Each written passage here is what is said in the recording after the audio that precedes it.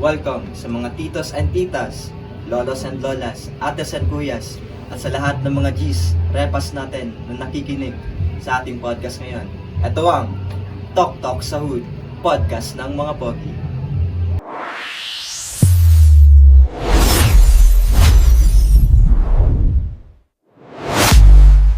Success is often hindered by fundamental disconnect of having a vision and having a system. Ano nga ba ito?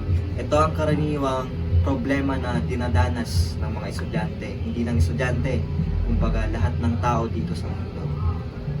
Nawawalan sila ng vision patungo sa buhay nila, kaya nawawalan ng system. Yung system ay yung blueprint mo kung ano ang destinasyon mo sa buhay na ito. So ang pag-uusapan natin ngayon ay ang planning goals towards success. Kung ano nga ba ito, kung paano ka nga ba magpaplano ng iyong vision system sa iyong buhay. So upang magkaroon tayo ng konting kaalaman, i-welcome natin ang ating mga guest speakers, mga poging apat na tao.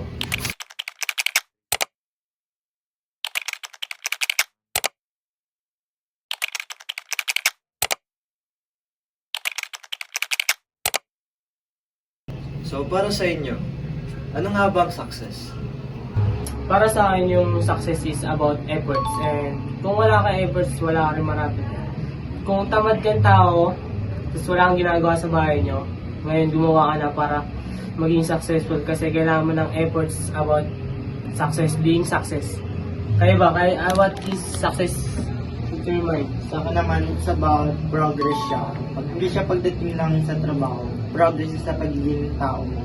Na ikaw na tao, kailangan mo magkaroon ng progress sa sarili mo. At the same time, pag may progress ka, kailangan mo din sabay nyo ng effort. Which is, pag may effort ka, mas gaganahan ka mas may progress ka sa sarili mo. Tapos, pag may progress, alam mo may resulta ka makukuha.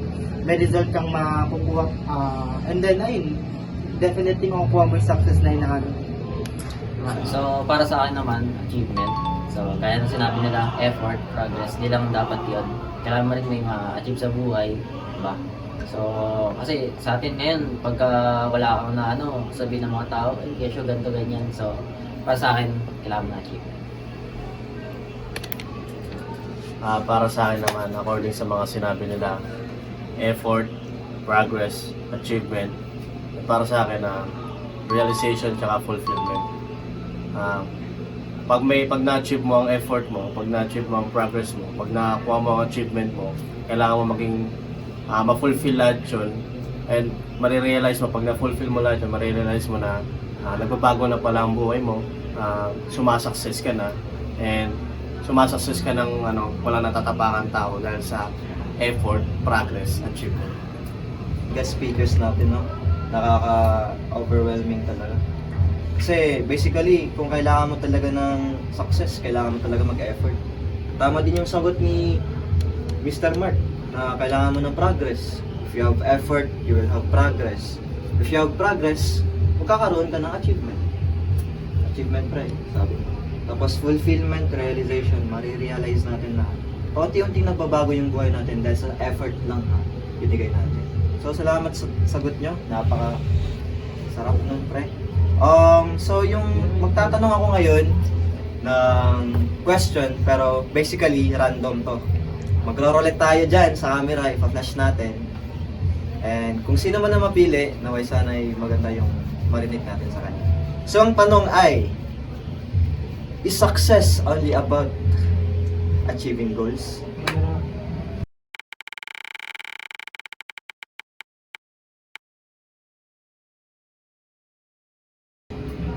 So ang magsasagot niyan ay si Justin.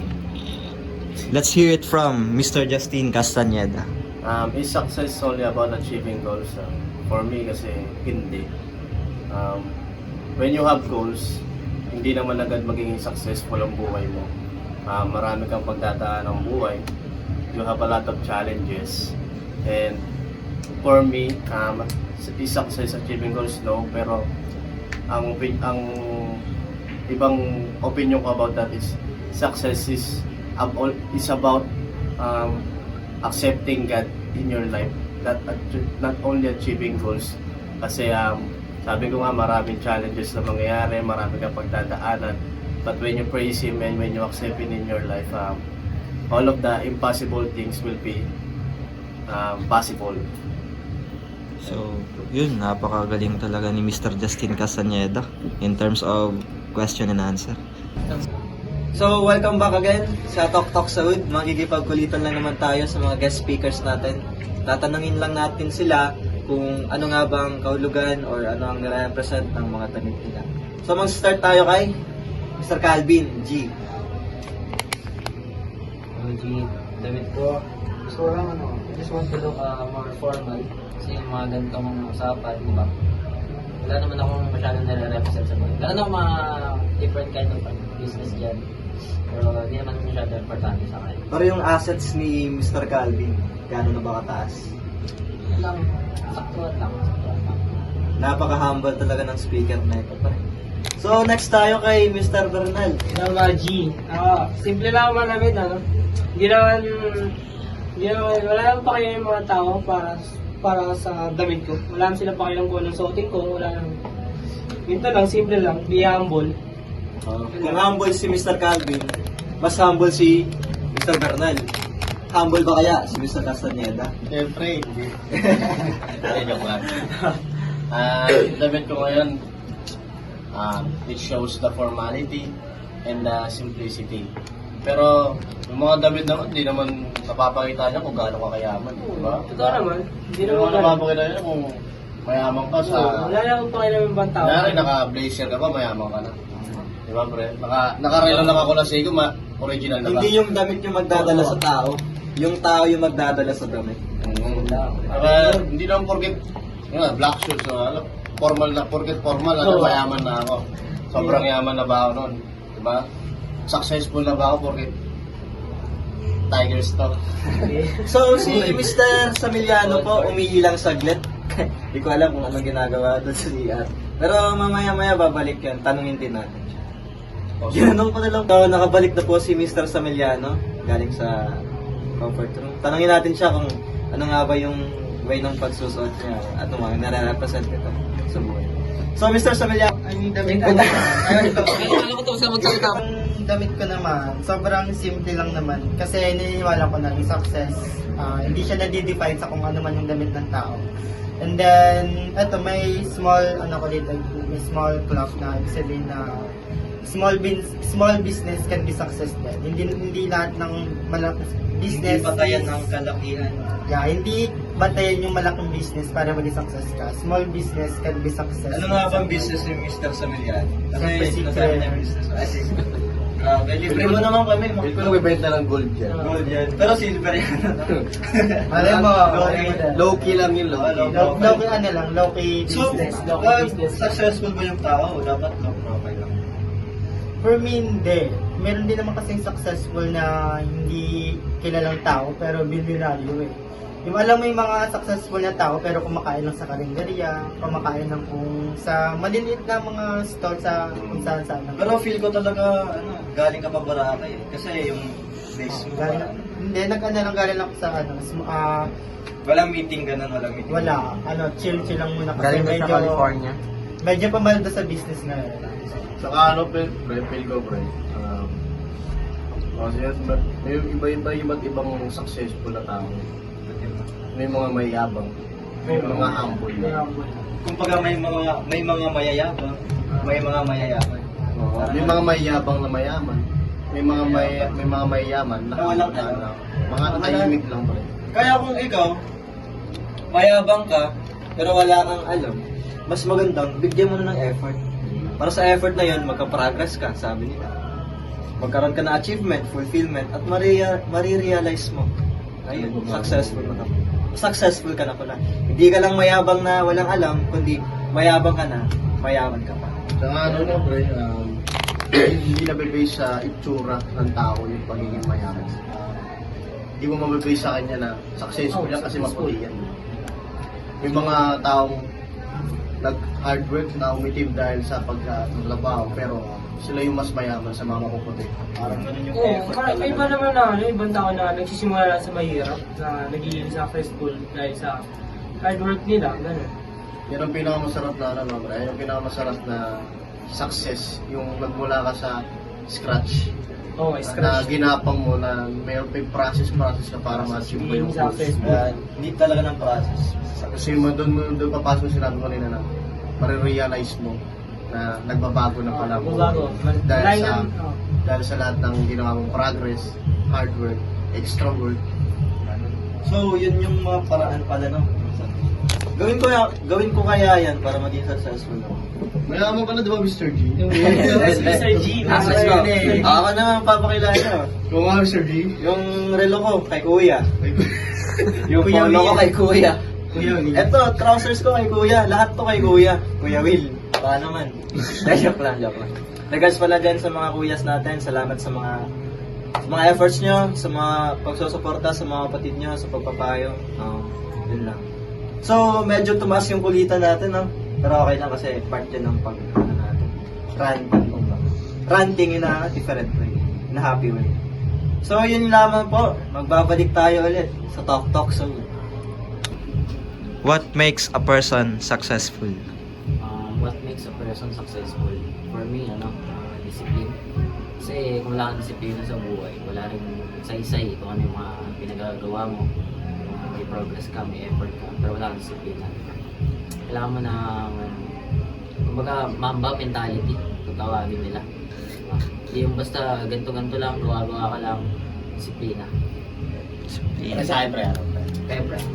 para sa akin, responsibilidad. Diba? Sabi nga niya, Spider-Man, kung nanonood kayo ng Marvel, great power comes with a great responsibility. Anong meaning nun, pre? In order for you to have a power, which means na treasure, kailangan mo ng responsibilidad sa sarili para ma-achieve mo yung power na hinahangat mo. Diba? Pre, ano masabi? Saka naman agree ako sinabi niyo na disiplina pagdating sa trabaho para marating mo yung success. Kasi pag may disiplina kang sarili mo, hindi ka mapupunta sa wrong path na maraming Pilipining dinadalos kasi nga wala silang disiplina sa sarili nila. Ayun. Totoo naman, kailangan mo ng disiplina para maging successful. Kasi kung wala kang disiplina talaga, wala kang talaga mararating sa buhay. Tulad nga naman sinabi nila, kailangan mo magkaroon ng disiplina para magkaroon ng being successful.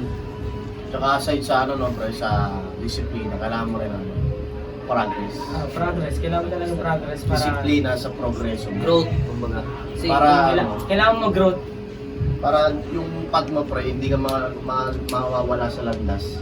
Kasi yung progress mo tama. So kung gagawa tayo ng system natin towards that, what makes a person successful, mag-start tayo sa discipline. After sa discipline, yung sinasabi natin ni Mr. Justin kanina, yung responsibilidad. Kailangan talaga yun. Kasi sa mundo na to, lahat tayo may responsibility. Lahat tayo. Responsibilidad mabuhay. Responsibilidad na magkaroon tayo ng part natin sa mundo na to. Ito, part na to eh. Part na to ng part natin sa mundo. Kasi pag-give ng knowledge, hindi yan libre. Hindi yan libre, pero kung ibibigay ng kusa, mas maganda. So, being a successful person, sabi niyo, discipline, progress, responsibility. So, kung ibibigay ng kusa, dapat kunin natin ng may disiplina. May respeto, may Bukal sa loob. Bukal sa loob. Tsaka, diba, libre na lang dapat maging humble tayo pag nakuha natin yung great power natin. Ano yun ulit? Ano sinasabi mo, Fray, kanina? Great power. Great power comes with a great responsibility. So, sa mga nagiginig dyan, Shoutout kay Toby Maguire. Araw kaya tamhulan. So, grabe. Ang hirap ng question na yun para sa akin kasi success. Hindi yan basic lang. Pero dahil kasama natin yung mga naging successful na ng mga tao, mga repas natin. So, actually, napaka ganda ng mga sagot nila. Sa buhay. So, grabe no, si Mr. Sameliano. Grabe yung, intuition. So sige, Mr. Samiliano, sagutin mo yung tanong na. Ako naman magsasagot, buti nga malaki tilis dito. So, ano nga yung tanong ulit? Can someone, Is success about happiness or achievement? para sa akin, ano siya eh, both siya eh. Kung ikaw is, for example, business, sabihin natin ordinaryong tao ka lang. Like, for example, may na-achieve ka sa buhay. Siyempre, masaya ka eh. Masasaya ka. So, for me, both siya na, importante pag magkaroon tayo ng achievement. Kasi nga pag nagkaroon tayo ng achievement sa buhay, syempre masaya ka. Kasi diba naman hindi sasaya pag walang achievement. So, yung tanong is parang ano lang talaga. Same lang. Same lang siya and need din yun talaga yung dalawang components na yun. Baka kung may achievement ka, happy ka, di ba? Happy ka talaga kung may achievement. Tapos happy ka kasi may achievement. Partner yan, parang partner sila. Pero ikaw ngayon, Mr. Samiliano, happy ka ba? Oo naman, happy naman ako. Kanino? Kanino? Sa business. Ah, business. Ito Galing na ang si bukas. Calvin. Ay, si Calvin. No, happy ka ba? Happy. Happy. Happy. Bakit? Bakit happy? Gabi, kulitan talaga. Lugi na naman tayo. Gusto ko na nga umalis eh kasi na... Baka sagutin niyo yung isang 2 oras dito. Kasi kanina nasa backstage, may katawag si Mr. Ano eh, Castaneda. Uy, ba't ako? Sabi, pupunta ko Pampanga, I miss you. Yay! Grabe na. Nahat si tayo dito. Oo, kasi Alis na tayo? Alis na tayo? Di pa tapos eh. Sayang TF. Sayang TF. Sorry ka kasi Sabi ko kanina, kusa ito eh. Ba't mo sinasabi mo ito? Ay, kusa pero merong bigay. So, grabe. Ang bilis ng oras na segment B, tapos na. So, Tapos na? Tapos na. Tapos na yung segment B natin, guys. Actually, napakasaya ko kasi di ako nagkakaroon ng ano eh. Sa podcast ko, parang lonely ako. Pero nung nakasama ko tong hood, kasi hood tayo eh. Medyo yun, masaya, may nakakausap tayo. Hindi lang ako, kundi kayo, mga nanonood at nakikinig. So, di ko na patatagalin pa. Segment C na tayo. So, dahil doon, balik tayo. Segment C na. Actually, kanina pa ako may tanong sa sarili ko eh. Yung tanong na yun, the success requires hard work or luck. Pero gusto ko marinig yung sagot galing sa mga repas na. Mga G's. What's up? What's up mga G's? So yung tanong kuya, Tanong nga. can success change over time? Para sa akin depende. Kasi para sa akin more on achieving goals and progress. Yan. Kaya ba? Sa akin naman, depende din siya sa tao. Kung gusto niyang, hindi naman nadidefine yung success sa isang success lang eh. Kung gusto pa niyang ma-achieve ng success, so mag-work hard ulit siya, So, magkaroon. never ending na. Never ending ng pagiging success. So, yes yung sagot mo. And then okay lang naman yun, wala namang mali yun kung gusto mong magkaroon ng iba't ibang successful o iba't ibang success sa iba't ibang field. Okay lang din naman. Ako rin pre, para sa akin is, kasi pag na-achieve mo na yung goals mo, syempre, magkakaroon ka ng panibagong goals kasi hindi lang naman, iisa lang yun. At sa katulad ng sinabi niya, di ba? Pag nakuha mo na yung goal mo, syempre, mag-set ka ulit ng another goal para mas mataas pa yung makuha mo. For me naman, G, consistency. So, depende. Kasi kung success ka, hindi mo ma-maintain, wala. Balik ka na naman sa di ba? Kung saan ka nang galing. So, consistency. Kung walang consistency, pwede kang bumalik kung saan ka. So, grabe, tama. So, medyo na, ano yung kaalaman ko tungkol dun. So, let's end this podcast with a question. Cut mo. With a very big question. So, let's end this podcast with a question. How do you measure success? Paano nyo hinahanap yung success? Sa akin naman, di ba may kasabihan tayo? Ano nga yun? Diploma o diskarte. Sa akin naman, opinion ko yan. Depende sa estado ng buhay kasi. Kung lumaki ka sa mayaman na pamilya, syempre mas gugustuhin ng pamilya mo yung diploma eh. Kasi nga may pera kayo. Even na yung ano eh. May pera kayo, may capabilities sila na mapagtapos ka kahit ilang ilang degrees. Pero kung tayo naman na mahirap na namuhay tayo, kumbaga mahirap isang kahit isang tuka, okay na natin diskarte. Kung may diskarte ka sa buhay, alam mo kung paano kumita ng pera, alam mo paano buhay yung pamilya mo. ayun, magdidepende na lang talaga sa estado ng buhay. So yung success nga, different nga siya. Kung yung success para sa mayayaman, yun. Ayun Kung talaga. magkaroon pa ng maraming Diploma. Goals. Kasi may capabilities naman sila na tustusan. Pero yung sa mahirap, yung mag-gain nila yung success, diskarte na lang. Diskarte, pero kung kaya naman, mag-aral. Pero kung hindi talaga na katulad natin, diskarte, pwede na. So yung diskarte na yun, dapat may grind tsaka may effort. So, progress. Tsaka, ano, gusto ka? Sige,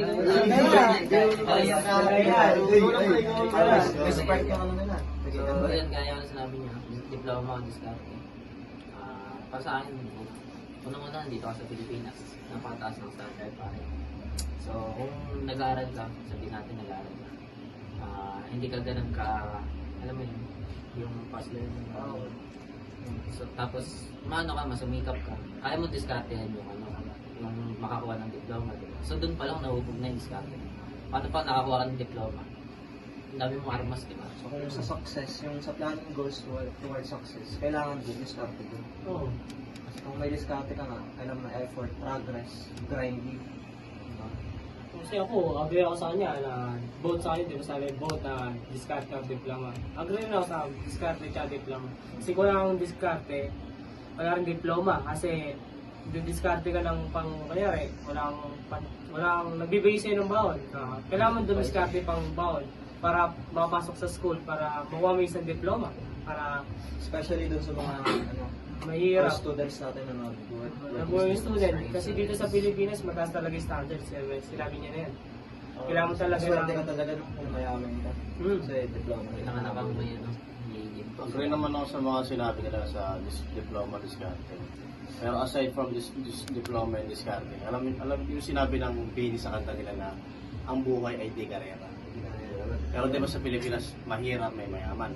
Pag mayaman ka, ang buhay mo, hindi karera kasi marami kang pera, marami kang magpapagkukulan ng mga treasure, ng mga wealthy. Pero pag mahirap ka, ang buhay mo, karera kasi yung mga mayaman, ano sila parang meron na silang nakahantay na mga trabaho para sa kanila. Bilang mahirap, kailangan mong magpursige, kailangan mong itaguyod yung sarili mo, itaguyod yung pamilya mo para makuha mo yung success para sa inyo. Saka dito kasi sa Pilipinas, pag wala kang pinag-aralan, walang opportunities na pwede kang mahanap. Kasi nga, ayun nga, standard ng Pilipinas. Kahit ultimo restaurant lang, naghanap sila ng graduate. Di ba? Kaya, kung ako papiliin ako, isa lang doon, diskarte o diploma. Mas maganda talagang meron tayong diploma. Salamat talaga. Tsaka ano rin, sa background na rin ng buhay mo. No?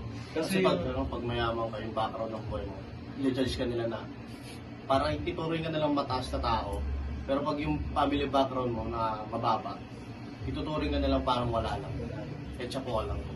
So para sa akin, i-reflect ko yung mga sagot natin. No? Yung sa ano naman, yung sa planning goals towards success, yun nga, parang part ng blueprint natin sa success, yung diskarte. Di nawawala talaga yun. Kasi relatable talaga yung, may correlation yung diskarte dun sa effort, progress, tsaka grinding natin. Tapos yung magsasangay naman dun, yun na yung mga achievements natin. Diploma, and after that, realization. So, basically, yung mga sagot natin yun, broad siya in a way na specific to the different persons na makikinig. No? So, ngayon, yung tanong ko lang, wala. Cut.